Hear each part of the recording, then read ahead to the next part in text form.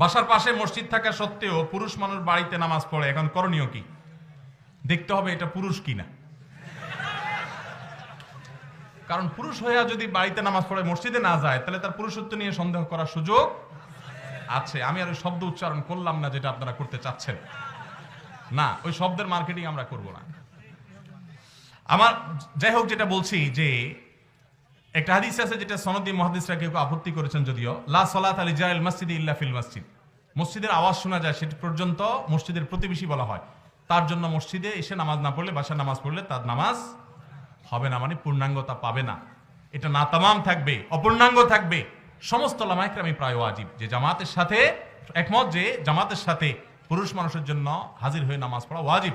সালাতুল জামাআতি তাফদুলু সালাতাল ফজর বি 27 দারাজা।